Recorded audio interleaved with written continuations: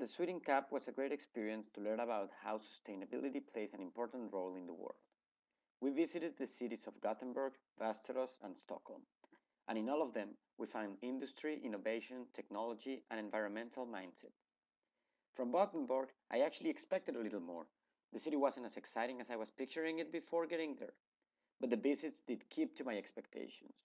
One of the sites we saw was the Big Glen, an amazing wind turbine operated by Gothenburg Energy.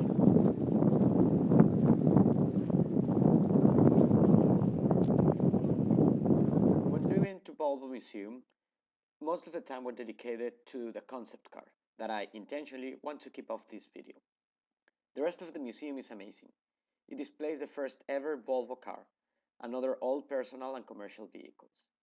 The museum dedicates large part of it to the Volvo Ocean Race, a boat regatta around the world that Volvo sponsors every 2 years. It is an interactive experience that is very attractive.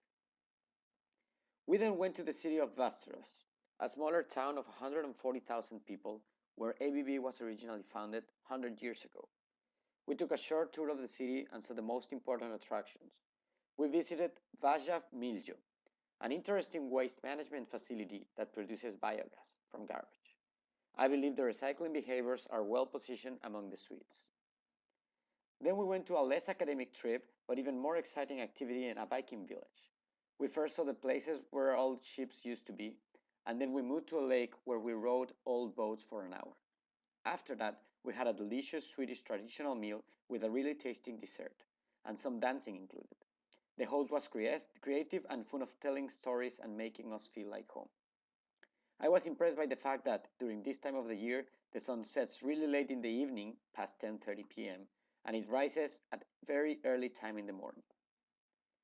Finally, we made it to Stockholm.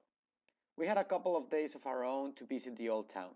Weather was finally great in Sweden for us.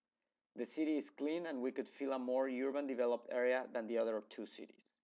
We met with two local friends who explained Swedish culture and behaviors in a more informal way, in a work environment or in relationships. I also had the time to take pictures of two examples of biofuels used in buses. We were able to see the change of guards in the palace, but unfortunately, Sunday was a rainy work day with just some time to go to the ice bar. My highlight from the trip was the visit to the parliament. I was positively impressed of how open a congressman could be. He took a lot of time to share with us the dynamics of, and I quote, the most democratic country in the world. And now we were ready to our final presentation. Our team had to present an entry plan for WFS, which stands for World Fuel Secure, a marine station that is about to be launched for the first time in Sweden this summer. We did a great job in researching their possibilities and adding new markets as we did this trip in Sweden. The client seemed very happy with our proposition. During lunch, we went even deeper into the scope of the project. After the presentations, some of us had time to go to the Vasa Museum, a ship that sank 25 minutes after sailing, and it is preserved 300 years later with 98% of the original wood. The last activity was a trip with the entire CAP Sweden class. We had a nice dinner and shared our last moments together. It was a well-deserved meal and relaxing time after 10 days of hard but also fun work. Club rocker, flow rider, eater. She's moving like oh, oh.